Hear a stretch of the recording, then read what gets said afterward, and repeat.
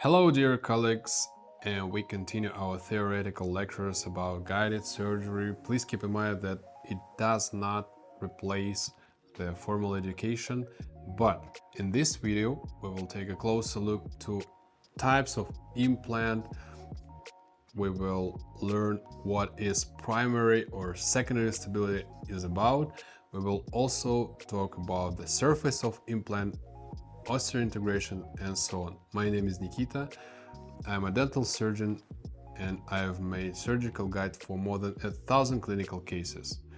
Please take a look at the comments below the video, take a look at the description of the video because you may find something interesting there for you.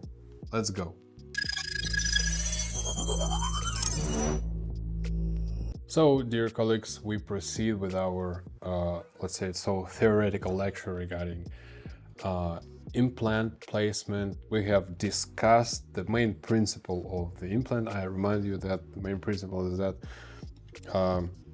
we insert the dental implant inside the bone canal, and the dental implant displaces bone trabeculus. And here is the just schematic picture of how it's being done, and this is actually a quite good example because here is the neck of the implant is located below the cortical layer of the bone. That's really important. And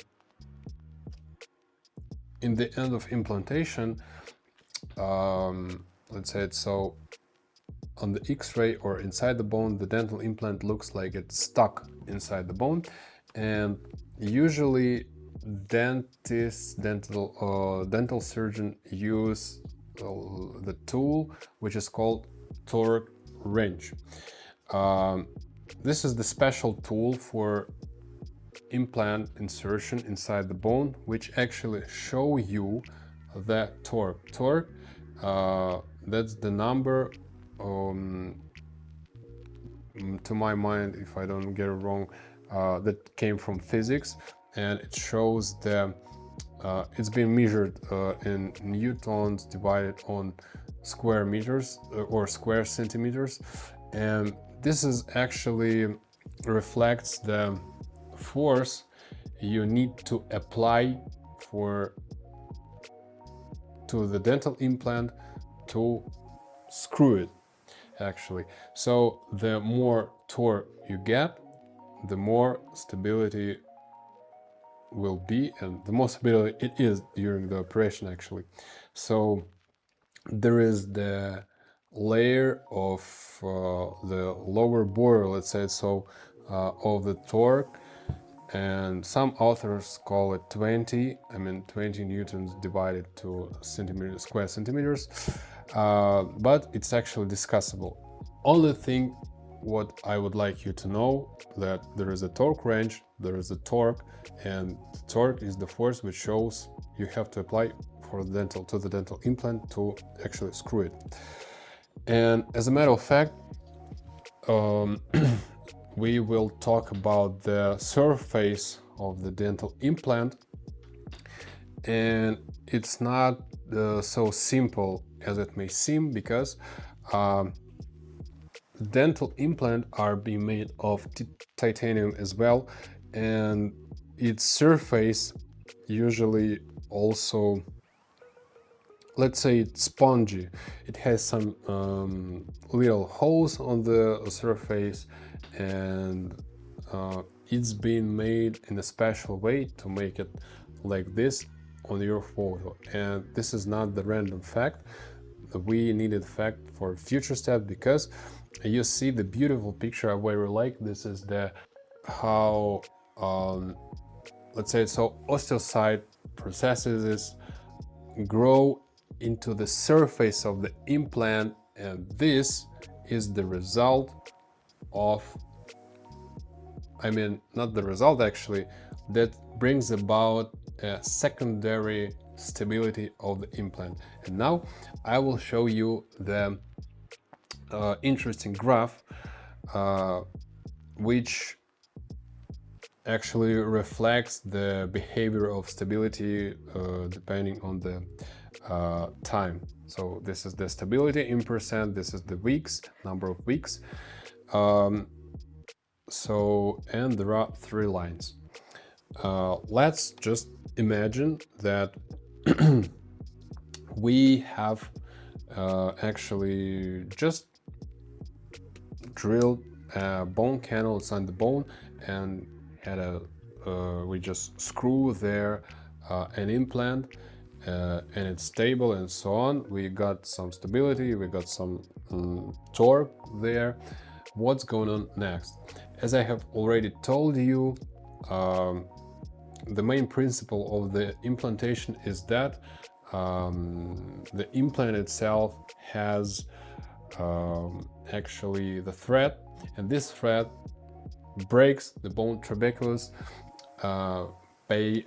breaks the bone nearby, and our body actually understands that there is an injury, there is a trauma, and our body starts to actually rebuild the bone, the broken bone trabeculus around the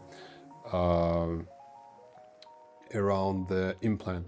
Therefore, you can see at this graph that stability, primary stability, which is actually the mechanical one, because the implant itself has a retention inside the bone, the primary stability goes down, and the more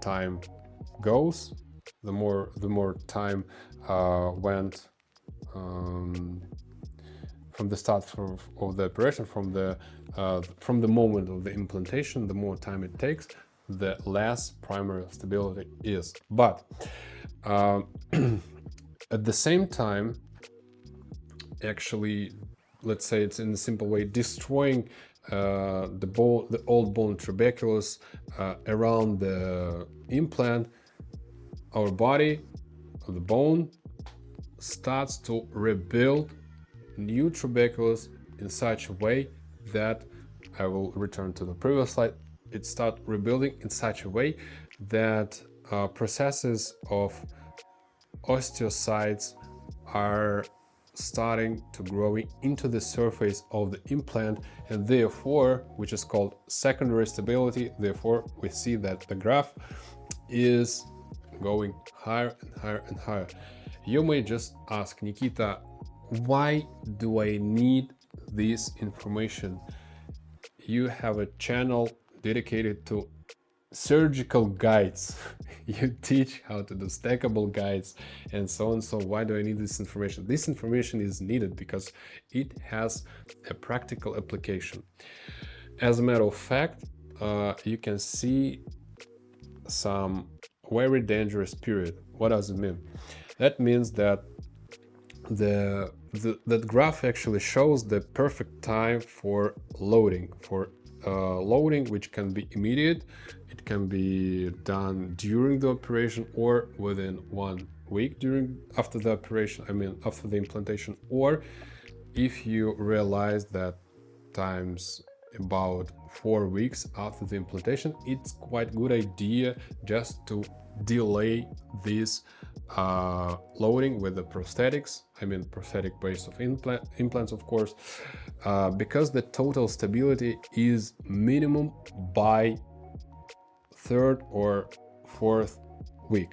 Therefore, we just have to take it into account while the implant planning, because it's not actually good idea to delay the loading for several weeks. It's quite dangerous. You just have to choose between two. The first option, you will make all the prosthetics, all the loading immediately, or you have to delay the loading based on this graph. Now it's time to combine all the knowledge we obtained in this video and in the previous video, the theoretical one, and now we will talk about the implant planning. And you see here the implant and the cortical bone. We know that's cortical, and this is the sponge bone. By the way, you can already say, according to the classification, what type of the bone it is, but we will just take a closer look on the basics of implant placement. Before I proceed, I will just tell you that this is actually not a good way for implant planning, and let's discuss why. When the dental implantation has been developed, I mean, if we take the early ages of it, dentists and dental surgeons usually used to place the implants like that. But as a matter of fact, there are two big disadvantages of such placement. The first one is the surgical one, because you can see that the neck of the implant is in the contact with the cortical layer of the bone. If you remember our previous video, our previous theoretical lecture about the structure of the bone, you remember that there is no blood vessels inside the cortical bone, inside the cortical layer of the bone, and therefore the vascularization of the bone and vascularization of the implant, let's say it so, but it's not actually well sound, because implant is not alive actually, yeah. But vascularization is quite bad. But what I wanted you to know is that the process of osseointegration, which is actually the process of osteocytes being grown into the surface of the implant, that's called osseointegration. This process requires vascularization, so it must be fed with blood vessels. And since we damage this layer, there will be no blood vessels, and from the first glance, when you just place the implants, nothing wrong will happen, or nothing wrong may seem from the first glance. But as a matter of fact, when time goes, you will admit that bone will slightly be lost, and this will bring about the bone loss in this zone. So that's the one disadvantage of such a placement of the implant. And moreover, prosthetically, you have to keep in mind, and also while implant planning, that there is a superstructure of the implant, like abutment, multi-unit abutment, and in this case your abutment will be above the gum.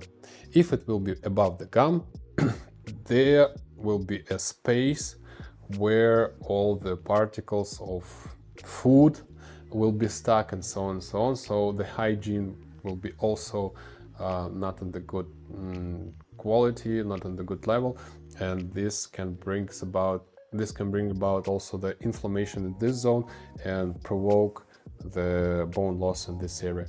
So this is I can say how it should look like, because firstly we have the superstructure is quite below the gum level we are planning, and therefore this area for the crown will be covered by gum, and it's actually more looks more physiological from aesthetic point of view. So it's more aesthetic, it looks more cool aesthetically, because in the previous slide you would have such a picture that, you know, the crown is like levitating, is like flying above the gum. It's not actually quite good, but in this case the gum will be in contact with the crown, which looks more pretty actually from aesthetic point of view. But from the surgical point of view, there is also implant is located in spongy bone fully, and therefore the vascularization for osseointegration is quite good. And other step, another variant of inappropriate implant placement is to place the implant too deeply. Of course, most probably you will not face in such way with a problem with osseointegration, but you have to keep in mind that you will have a superstructure, and firstly, you just cannot find even such a long superstructure of your manufacturer.